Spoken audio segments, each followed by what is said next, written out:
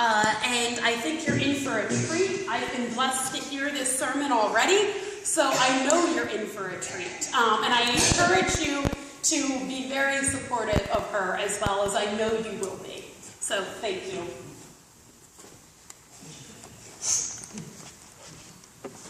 Grace and peace to you in the name of our crucified and risen Lord. Amen. Amen. Amen. Once upon a time, there was a little girl. Let's call her Lucy for now. Her grandparents had a copy of Green Eggs and Ham from when it was first published in 1960. It had belonged to Lucy's stepfather when he was a little boy. Lucy spent a lot of time with her grandparents when she was growing up. Her cousins teased her because she could not go outside and play with them. You see, Lucy was sick, and being outside posed many threats to her health. Lucy loved spending time with her grandparents. Her Grandpa Joe would always read to her. She cannot remember when it started, but he taught her how to read. And wouldn't you know it, the first book she read on her own was Green Eggs and Ham. Green Eggs and Ham begins with a picky eater insisting to Sam I Am that he does not like green eggs and ham. The story continues with Sam I Am asking the picky eater questions about where and with whom or with what he would eat green eggs and ham. The picky eater would always respond with a resounding, "I do not like green eggs and ham. I do not like them, Sam I Am." Lucy's favorite part of the book was the end, because the story of the picky eater took a turn, and he discovered that he liked green eggs and ham. "Say, I like green eggs and ham. I do like them, Sam I Am, and I would eat them in a boat, and I would eat them with a goat, and I will eat them in the rain, and in the dark, and on a train, and in a car, and in a tree. They are so good, you see?" Like green eggs and ham, our reading from the Gospel of John this morning also took a turn. On Good Friday, the Roman Empire thought it had stopped Jesus by crucifying him. But on Easter morning, our story turned. Christ is risen. Christ is risen indeed. The story of the church kept taking turns that week. Chapter 20 of the Gospel of John begins with Mary Magdalene going to the tomb on Easter Sunday. When she arrived there, she discovered that the stone had been rolled away and that Jesus' body was not there. She found the disciples and told them what she had discovered, and together they went to the tomb. When the disciples saw the empty tomb, they went and hid behind a locked door. Thankfully, the story of Easter does not end with the disciples hiding in fear. Right before we get to this morning's reading from the Gospel of John, Mary's story took a turn.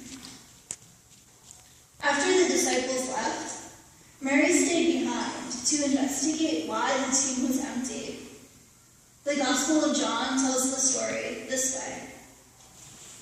But Mary stood weeping outside the tomb. As she wept, she bent over to look into the tomb, and she saw two angels in white sitting where the body of Jesus had been lying, one in the head and the other at the feet. They said to her, "Woman, why are you weeping?" She said to them, "They have taken away my Lord, and I do not know where they have laid him." When she had said this, she turned around and saw Jesus standing there, but she did not know that it was Jesus.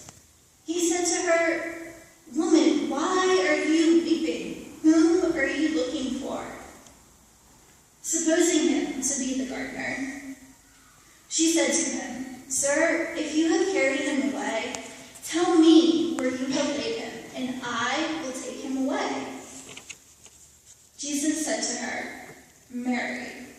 She turned and said to him in Hebrew, "Rabboni," which means teacher. Jesus said to her, "Do not hold on to me, because I have not yet ascended to the Father. But go to my brothers and say to them, I am ascending to my Father and your Father, to my God and your God.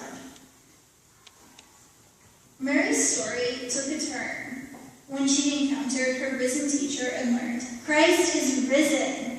Christ is risen indeed. After Mary's encounter with her risen teacher, she went and told the disciples what he had said to her. Instead of rejoicing in this news and proclaiming, Christ is risen. Christ is risen indeed. The disciples continued to hide behind a locked door. If only they knew their story, the turn their story was about to take.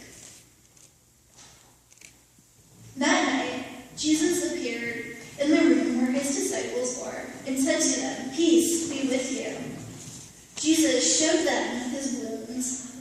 Now, John does not tell us how the disciples responded to Jesus, but he does tell us how the story took yet another turn. Jesus commissioned the disciples to go into the work of God with their hands.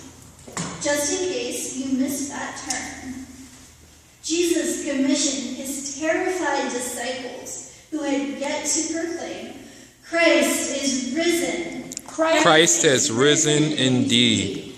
To carry on his mission. Talk about a turn. John does not tell us why, but Thomas was not there that night.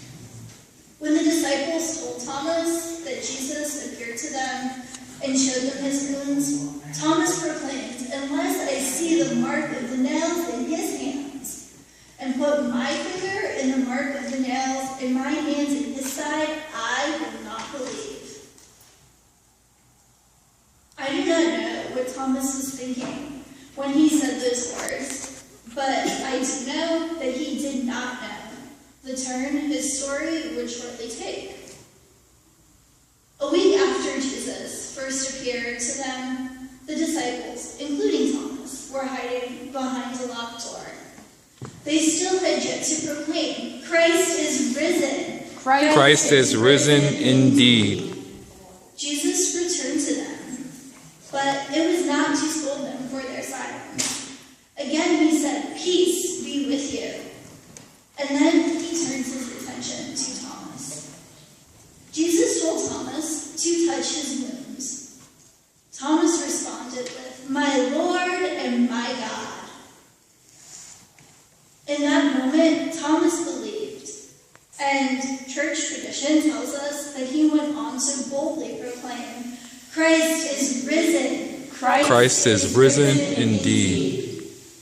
Thomas's story is an Easter story, not because we read it during the season of Easter, but because Thomas's story turns from one of doubt to one of proclamation. Like our reading in the Gospel of John this morning, our stories are also Easter stories. Lucy, that little girl we started talking about this morning, she ended up in the foster system, which was certainly a turn in her story. Statistically, she should be a high school dropout.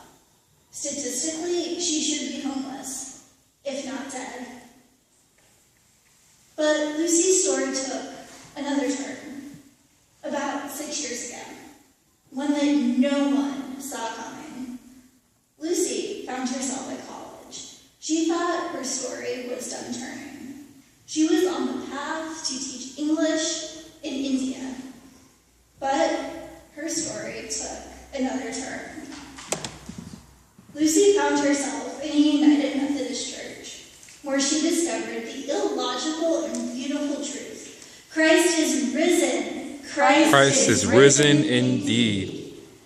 After graduating with honors, Lucy went to seminary. And here is another turn for you all. Lucy's name is not really Lucy. The story we began with this morning is really about my Grandpa Joe and myself.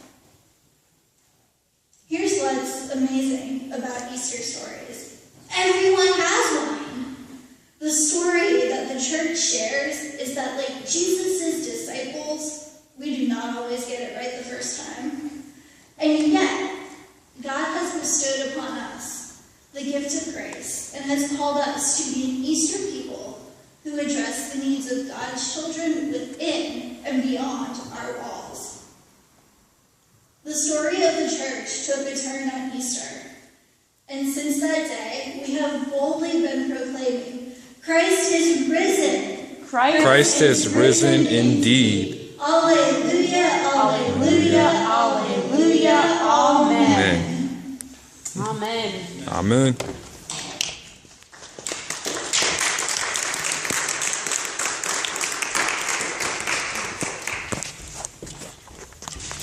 Let us now proclaim that faith that Angie shares so boldly today by the